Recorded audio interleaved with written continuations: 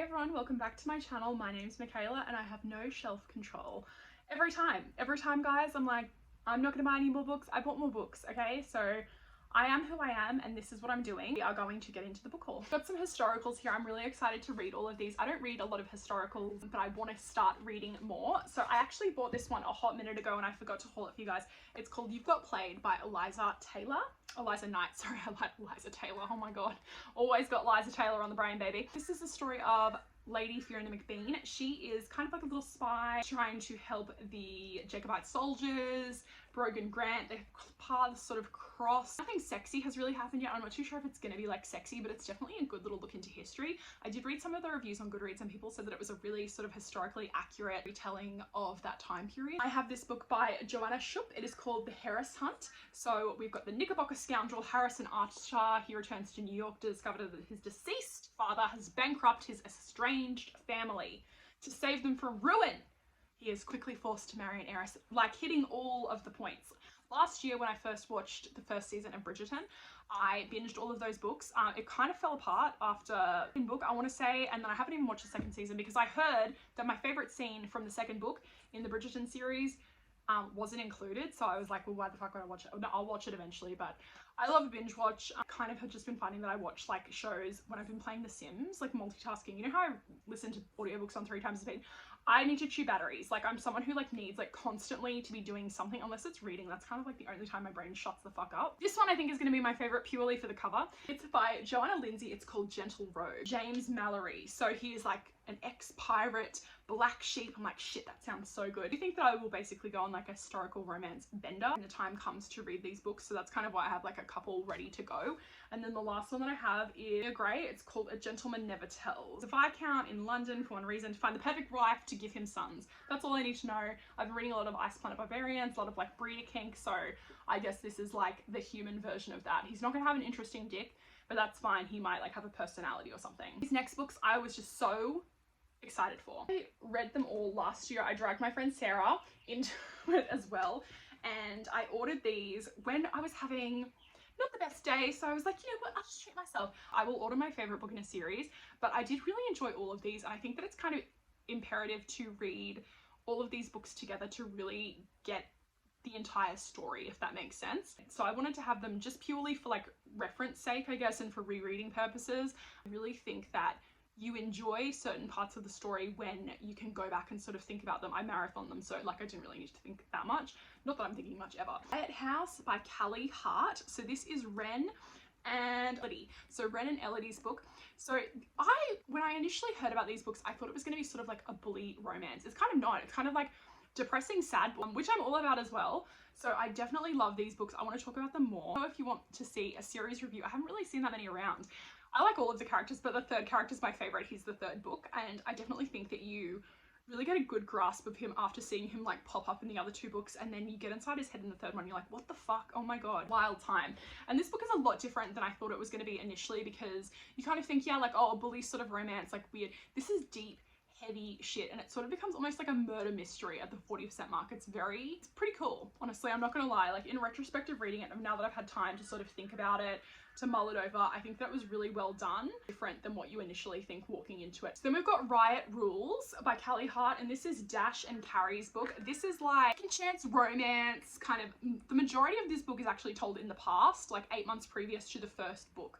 So this is why like they kind of, I do think that if you're going to read this series, you should marathon them, because there are just little bits and pieces that you kind of forget along the way. I definitely think that you just have more impact when you read them all together. So yeah, this was probably my least favorite, purely because I just didn't connect to the characters that much, and I do think that they definitely have a place in my heart though. But my heart belongs to Pax Davis. This is Riot Act by Callie Hart, and holy fuck, okay, Pax is if you've been around here for a while, you know that I love like a tortured, fucked up person.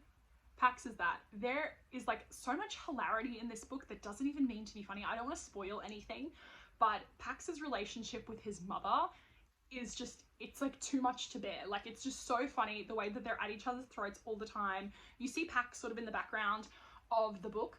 So in the initial book, Elodie comes to the school and she's the new girl, and she kind of slots into this friendship circle of Carrie from the second book and then Presley from this book. Presley has had a crush on Pax well, actually no, Presley doesn't have a crush on Pax. Presley is in love with Pax. She has been in love with Pax for 4 years, to the point where she freezes. She cannot even speak around this man, and he is so intimidating and fucked up, and he just knows what he does to her, and he just loves to like fuck with it. It's so funny. And something happens with Prez, and it is a horrendous traumatic experience. I do want to say for all 3 of these books, there is massive sexual assault from really close people in their lives. Interpret that as you will. If you're someone who's sensitive to those things, you should look for trigger warnings. They're handled in a really good way. It doesn't feel gratuitous.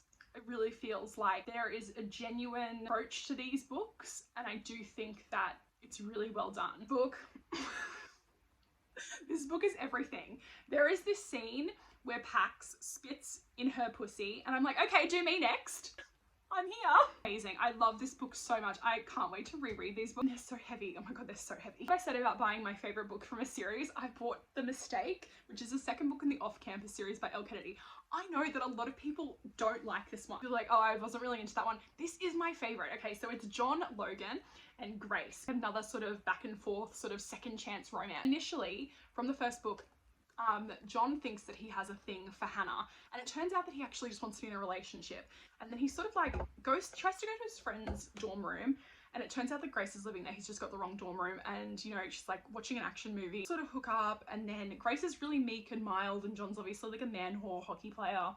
And it's just like a really cute nation of relationship and sort of Grace helping John deal with some things. John is Logan. Everyone calls him Logan. John Logan, because there's the other Logan, Tucker. The other Logan, the other John. Oh my god, Michaela.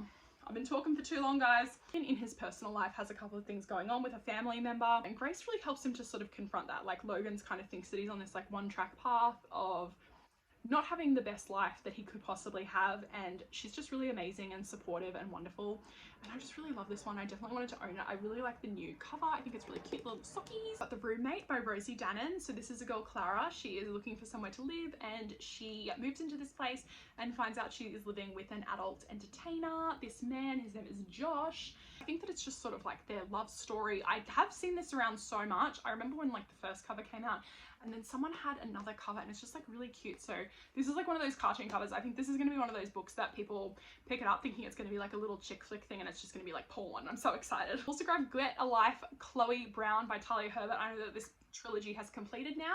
So this is about Chloe Brown, who is a chronically ill computer geek with a goal, a plan, and a list. After almost but not quite dying, she comes up with a list of directives to help her get a life. So she's basically just trying to like get things moving, the person that she wants to be. So I love that. This is out at Big W Australia for all of my Australian viewers. $12. It is the fine print by Lauren Asher. It's a billionaire romance, so creating fairy tale, production companies, 5-star hotels. Yes, the second book, Terms and Conditions, has just come out. We're going a series of spicy standalone novels featuring 3 billionaire brothers. Well, someone write a reverse harem on that, because I'm down. Then I have got Katie Ruggell, Gone Too Deep. It is the third book in the Rocky Mountain Search and Rescue series. I first heard about this book from Kate from Romantically Inclined. I did a whole monthly wrap-up where I read everything that she had kind of recommended. I'll link it up here for you to check it out if you would like to. This is my favorite of the series. I don't have any of the other books. Isn't that so funny? I just keep buying these books like kind of just to have them, but I definitely love this one. It's one that I've reread maybe 3 times now. Of Ellie, she is a city girl. There is an overarching storyline. It's like a romantic suspense, so I can't really say too much, but from the first 2 books. George Holloway, it is just a really great romance, very believable.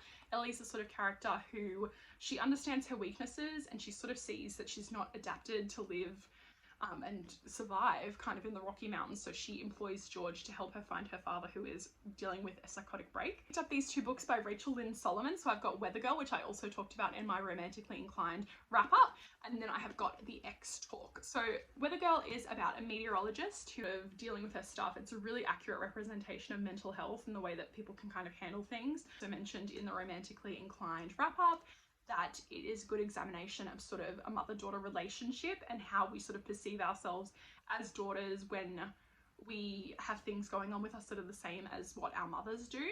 So I think that this is a really great book. The author is definitely someone who has not put herself into the book, but has treated these characters with a lot of care, and you can really tell that it comes from a genuine place of understanding and knowledge of the subject. This one, it's where I think two people, they might like hate each other, sort of like an office place rivalry at a radio station. They pretend to be exes on a radio segment, and it kind of just spirals out of control because obviously like that's juicy, like people want to hear about that, do you know what I mean? I think that it's going to be really good. They'll probably fall in love because let's be real, and I really did like the way that the sex scenes were approached in Weather Girl. If this one's spicy as well, I'll probably really enjoy it. And we've also got Barbarian Alien by Ruby Dixon. I love this cover. It's so pretty. Look at the pink spine gets me. The two Ice Planet Barbarian books that have been reprinted with these covers. So just Ice Planet Barbarians, and then we've also got Barbarian Alien. If there are any more released, there are so many books in that series, I'll definitely be getting them to add to my collection. I did have a binge. Again, they're in the romantically inclined. So if you want to go and check it out, that would be amazing. Last up, I just wanted to grab The Kiss Quotient by Helen Hong. This is about Stella. She thinks mathematics is the only way that unites the universe. Obviously I'm a massive romance book buying bender, guys, because in Australia they've realized that people actually want to buy these books and we don't want to order them from websites and have them come. They're in stores available to us now. So it's been so amazing. I've been really enjoying collecting them. Unhaul, I'll also link that one up here if you want to check it out, because I had to make space on my shelves for these new little beauties. Now, if you like this new sort of filming setup as well, I've done a few videos in this kind of position. I'm new here. I would love to have you as a subscriber. As much as I say I don't do book hauls a lot, I do book hauls a lot. I do reviews. Anything. I love talking to you guys in the comments as well. Thank you all so much for sticking around and supporting me. It just means the world. If you know that anyone would like my videos, give them a share. It would be really, really awesome. If you want in-depth reviews on any of these books and I need to bump them up my TBR, please let me know in the comments down below. Thank you so much for watching. I hope that you're having a wonderful day wherever you are in the world. Lots of love, hugs, and kisses. Mwah! Bye.